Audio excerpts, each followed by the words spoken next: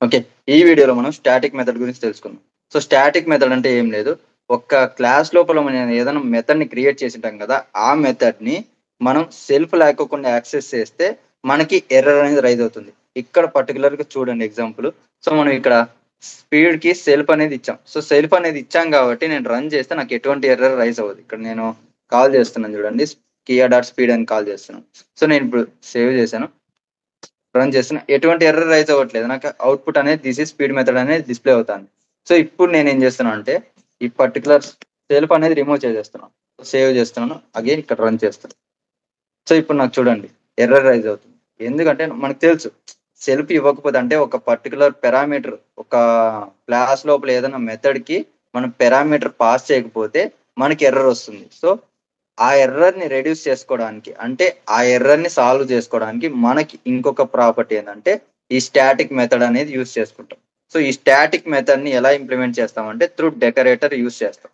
Decorator ద్వారా implement చేస్తాం. అదెలానో ఇక్కడ చూడండి. @స్టాటిక్. సో, ఈ స్టాటిక్ మెథడ్ అనేది ఒక డెకరేటర్. ఓకేనా? డెకరేటర్.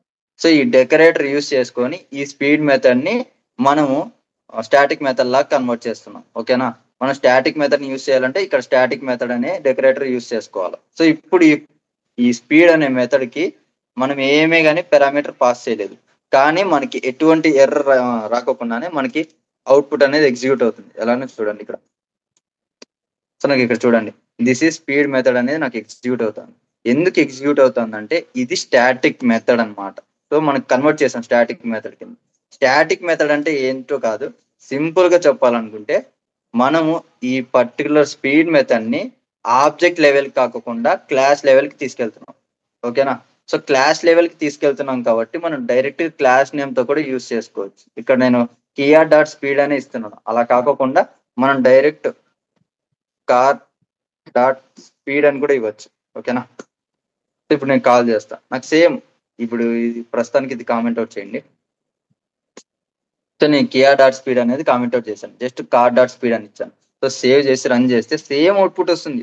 ఎందుకంటే ఇప్పుడు ఈ స్పీడ్ మెథడ్ అనేది మనం స్టాటిక్ మెథడ్‌లే కన్వర్ట్ చేసాం. సో, మనం ఔట్ ఆఫ్ ద బాక్స్ అంటే ఆబ్జెక్ట్ లెవెల్‌లోనే కాకుండా క్లాస్ లెవెల్‌లో కూడా దాన్ని యూజ్ చేసుకోగలుగుతాం. ఎటువంటి ఎర్రర్ లేకోకుండా మనం క్లాస్ లెవెల్‌లో కూడా యూజ్ చేసుకోగలుగుతాం.